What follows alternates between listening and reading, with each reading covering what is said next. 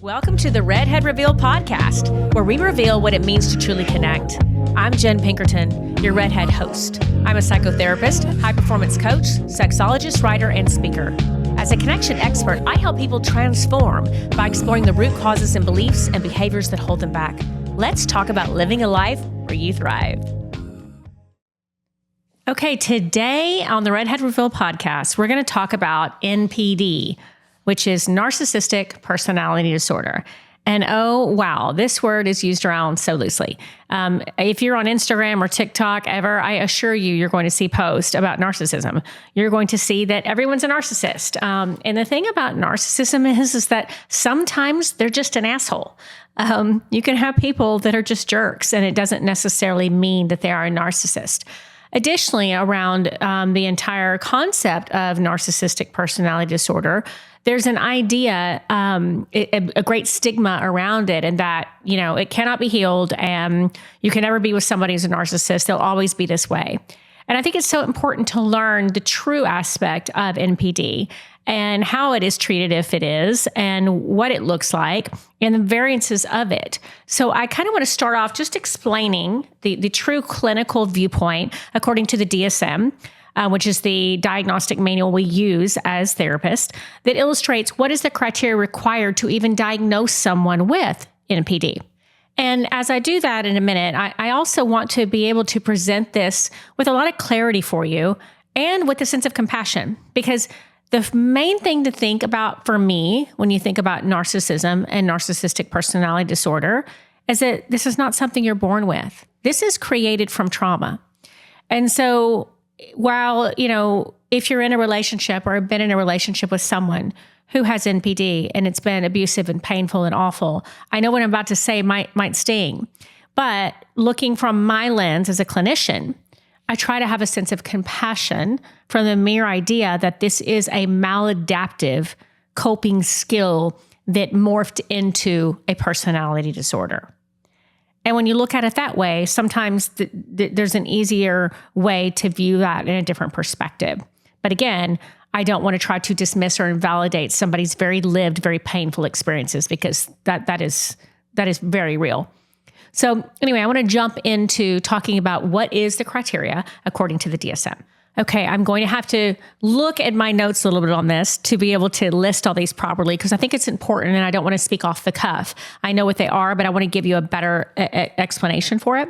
So basically, this criteria in this context, you would have to have 5 or more of these items that I'm going to list, these traits that I'm going to list, to be able to meet criteria to be diagnosed with narcissistic personality disorder by a therapist. So number 1, it's the idea of grandiosity, of self-importance. It's this exaggeration of their talents, of who they are. It's a sense of that they are bigger and better and bolder and brighter than everybody else.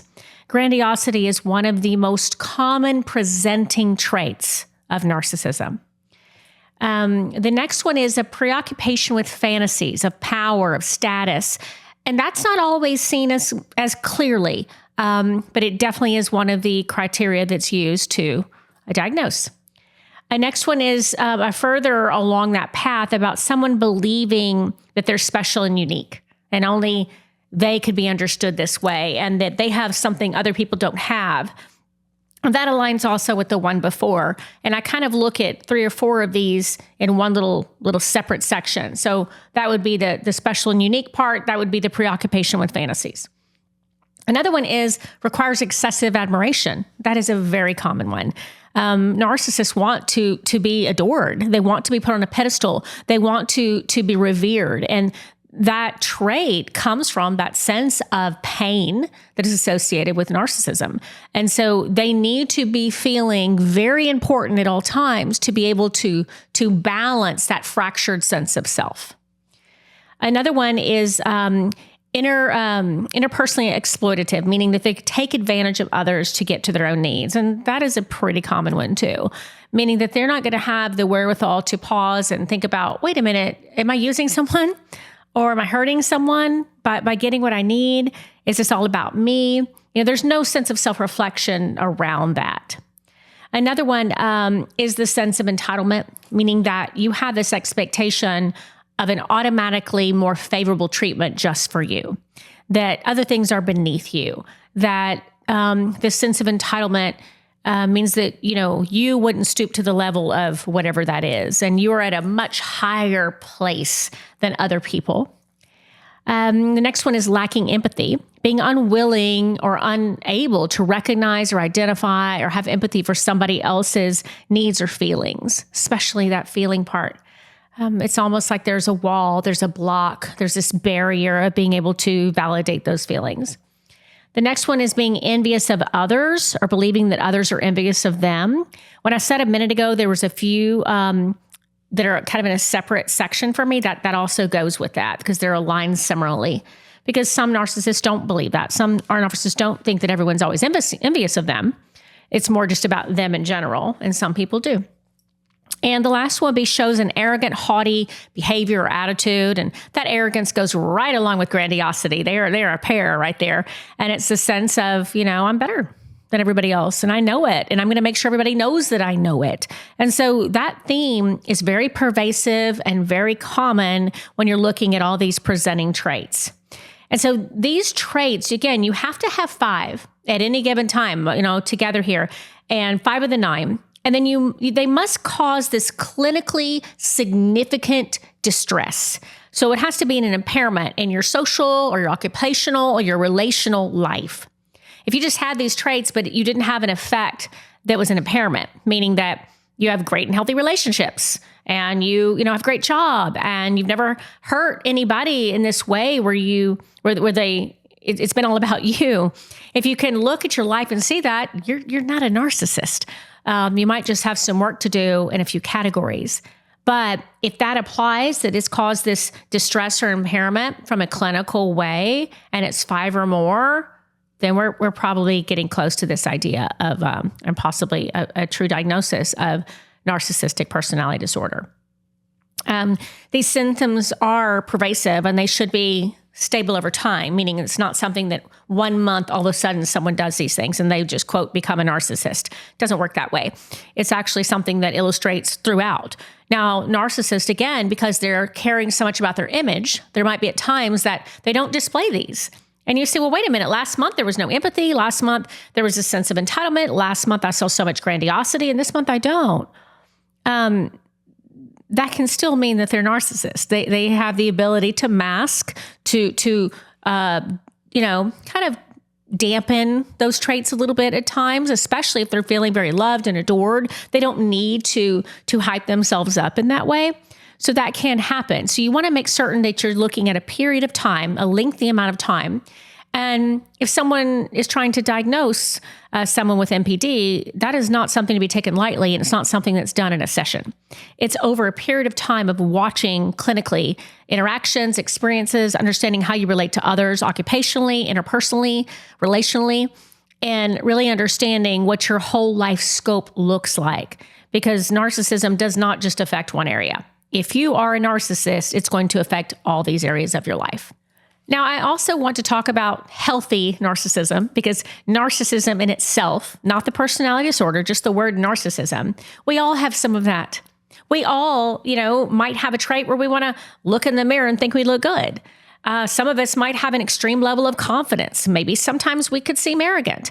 Maybe sometimes we don't really feel sorry or are compassionate or have empathy for somebody else. That in itself does not make us a narcissist. What it is means that you might have some narcissism in that moment, but it's not this pervasive, continued, stable sense of 5 or more criteria having a clinical impairment in your life. So I think that trait is really important. I mean, that difference is really important to point out. Also, there's an idea about narcissistic personality disorder and narcissism being on a spectrum, or like an axis. If you think about a line, I want you to visually maybe walk with me here.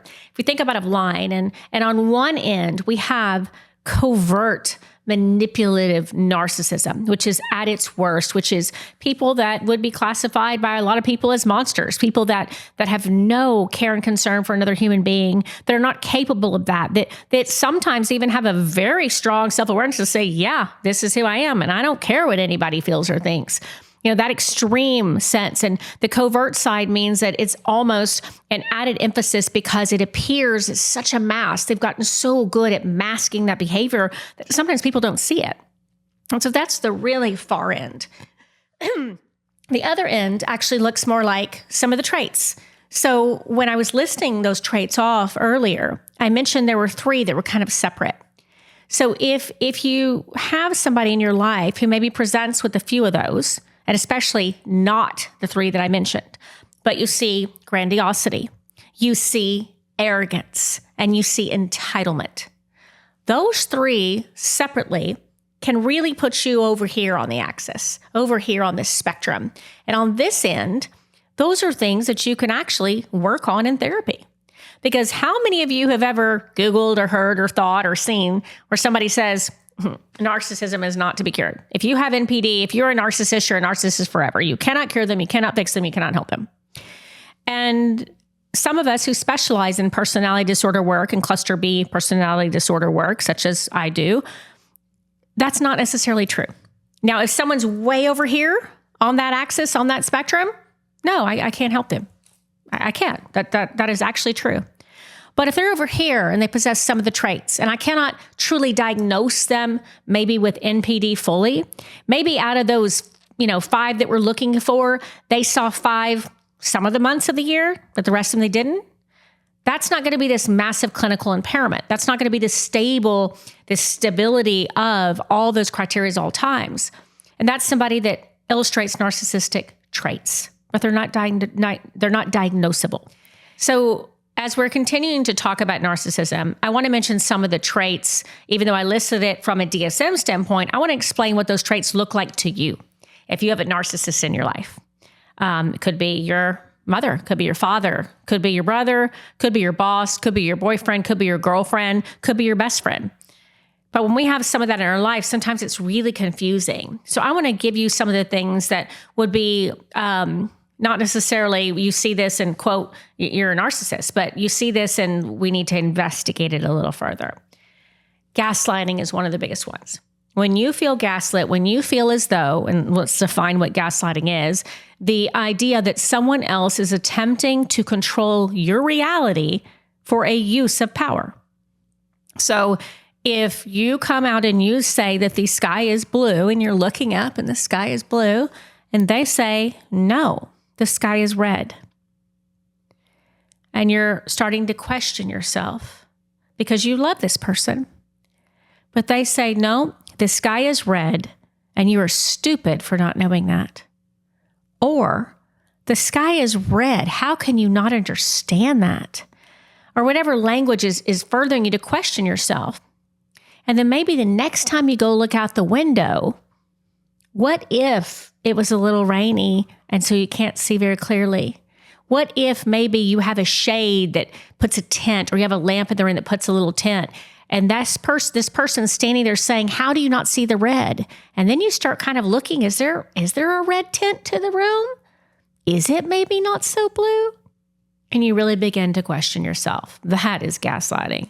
A more accurate example would be you saying this happened and they're saying that did not happen.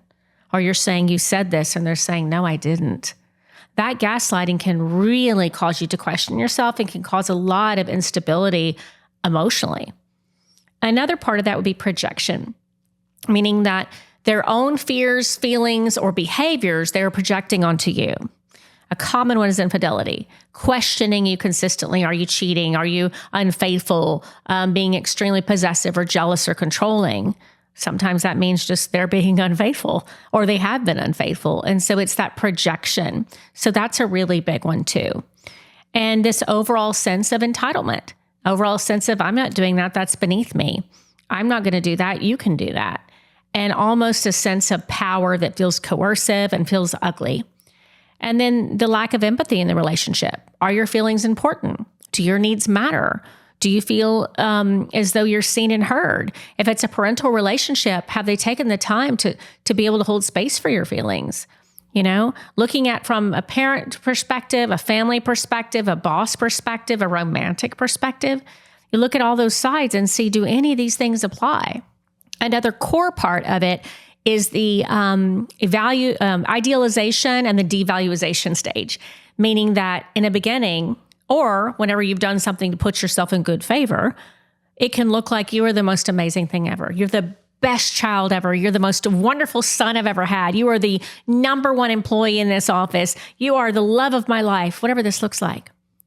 And then because you made a mistake, or because something out of your control went wrong, you went from there to, in a moment, you're down here of, you're the worst child, or I should fire you, or I don't love you anymore.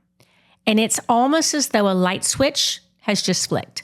It's so instant. And that concept and that idea can really be a big part of recognizing NPD. Okay, one of the biggest origin points is in the idea of your attachment when you are having your primary caregiver relationships developed. If there was an insecure, unhealthy attachment, if there was a too connected and enmeshed relationship with the primary caregiver, or if the pendulum swings the other way and the other extreme is there was no attachment and no connection, that is a breeding opportunity for narcissism. If there is a idealization or devaluation, just like we were talking about, if you are the most amazing child in the world, you can do no wrong, and then no, you were actually worthless, that can create a sense of some of these narcissistic traits. If there was a lack of emotional attunement, if there was neglect, if there was trauma that exceeded the body's ability to cope, sometimes that child turns inward and becomes the one to fulfill all of those emotional needs. All those things can create narcissistic personality disorder. There's also some aspects that have to do with inheritability and genetics. There is some neurobiology aspects about some things that happen in the prefrontal cortex in the brain that can have an impact on creating narcissistic personality disorder. There also is traits that can be carried on genetically that are just low empathy, that are high levels of grandiosity. And so you have to look at those and see, do they develop and nurture this concept of NPD? So then this person begins to meet all the criteria. So in essence, there's so many ways that this happens, but no one's born with it. And again, depending on the criteria, depending on the survivability of how long this happens, depending on the instability of it and the criteria that's met, somebody can have traits and not be a narcissist. And someone can also be a narcissist and never be able to heal. So on that note, I want to pivot a bit to talk about the models of intervention for narcissism. You know, any therapist can work with someone on some of the core values that we think of from a values analysis of life and who we want to be and how we are as a person, what is healthy and what is not. But narcissists, if you are, again, on that sense of the axis and the spectrum, are very good at masking. They can sit here with a therapist and maybe be in for couples counseling and their partners drug them in, because most fully diagnosed narcissists never seek therapy because there's nothing wrong with them in their eyes. But if for some reason one comes into therapy, they are very good at masking. So I do think that if you have a suspicion that your partner is a narcissist, or if you feel as though a family member is a narcissist and you're going to come for therapy, for family therapy or for couples therapy, you want to make certain you're going to a therapist that really understands NPD and has a specialization in personality disorders or has just done a lot of experience in working with people with that, because they will be able to see through that a little easier. But you got to recognize, people that are true narcissists have been doing this for a very long time and are very adept at being able to mask that, hide that, use that to their advantage. And frankly, some really love the attention of therapy, really like being the center of attention for some of that. So that's something to recognize. Also, some people come to therapy and it might be very obvious to the therapist to say, wait a minute, they don't meet all this criteria. So they're not a narcissist and that's that. And then normal, more standard interventions are done in couples counseling to work on language, to work on tools of what's healthy, to create boundaries, to understand validation, reassurance, conflict management, all these other things that are so important but are missing the boat in working with a narcissist. There is one intervention, one typical type of approach that's called RLT, Relational Life Therapy. It's created by Terry Real. And in his work, it's very different from a lot of the models that therapists or clinicians would use. His work has to do with really understanding the one up in the brain of grandiosity and the one down of shame in the brain. And if you're dealing with not a fully diagnosed narcissist, but someone that has some traits, I want you to hear me that may be workable. If you use this model of intervention, I personally have had a lot of success with that. So I think it's important for people who've had relationships that think that it's hopeless. There could be hope. It would depend on that person. It would depend on the criteria. It would depend on which specific parts of the criteria and how long has this been a pervasive impairment in their life. So as we talk about RLT, Terry Real's approach, he illustrates the same thing that I've been saying, and that it is a spectrum. And that's the way we can look at it. It's not just black or white. It's not just binary. You have it, you don't. It's this idea of where are you on that axis with your healthy level of self-esteem, with your self-regard, with your traits, and drawing a line and understanding how that works. Because these roots of shame, grandiosity, patriarchy, especially if it's about men, culture, all these things intersect and create an opportunity to work on if someone does not meet that full spectrum diagnosis. So, because underneath narcissism, the one down is shame. It's a fractured sense of self. It's someone who feels so bad about who they are, their own sense of worthiness, their deep, deep insecurities, that have learned how to mask so perfectly for them to be able to survive. It is, once again, a maladaptive coping skill gone awry. And so this idea of not being good enough, this false sense of self, creates this grandiose self. Also, there is a lot of societal and cultural factors that influence this, especially if we're talking about men.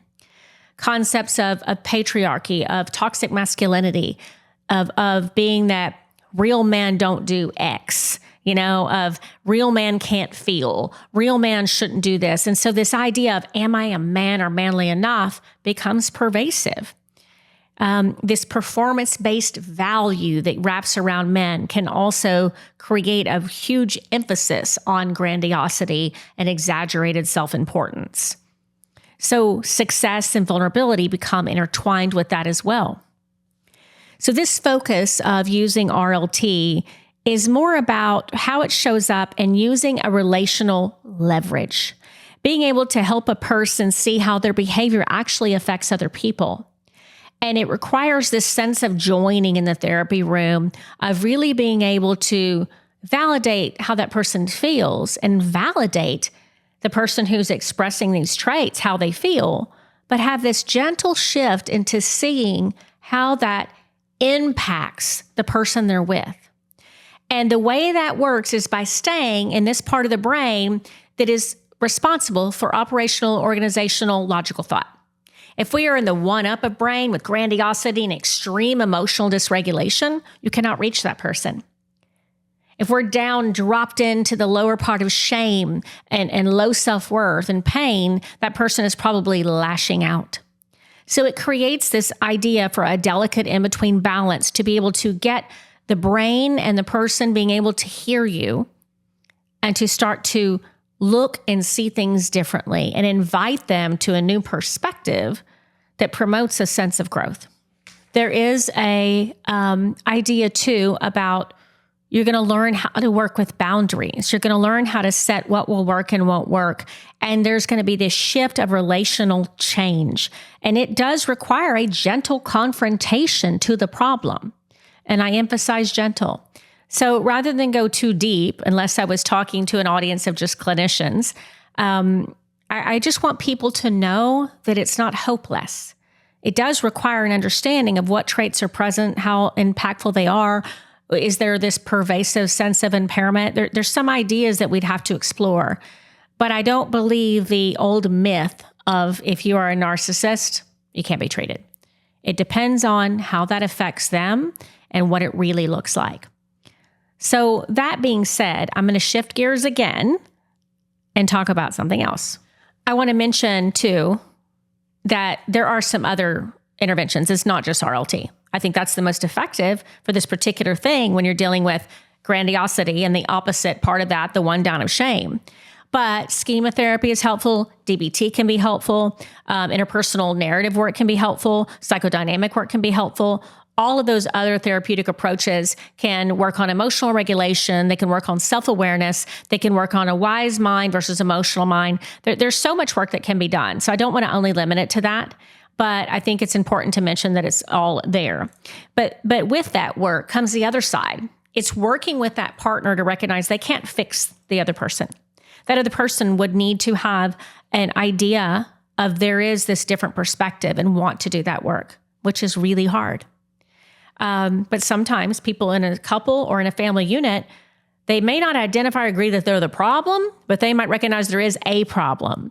And so that does create an opening. It creates a path or a route for growth. So that's something to think about.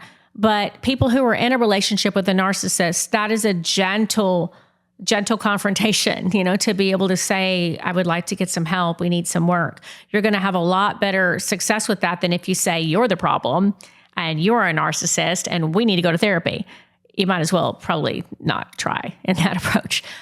So I think that having some psychoeducation around all this is really, really helpful.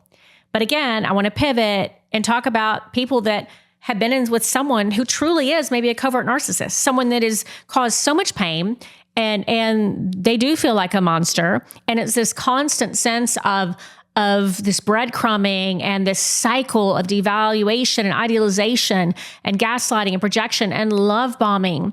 And before you know it, you are in this trauma bond of trying to seek just a little morsel of good before the bad happens again, and more good and the bad happens again.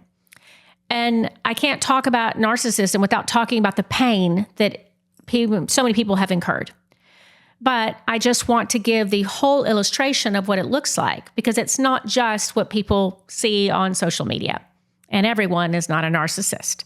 There's a lot of assholes in the world. And there's a lot of people who get in relationships and they don't recognize how bad it is until it's too late. Healing from narcissism is another point in itself. I could do a whole episode on that because that trauma bond is so very real and it's very difficult to extricate from that relationship because you have seen moments of why it's so great. You have seen moments of a version of that person that you fell in love with in the first place. So I think that it's very pertinent to mention how difficult that is and that journey for some people. So I want you to recognize that and know that that is validated and that is felt. And absolutely not dismissed just because there are some people that actually can heal from that.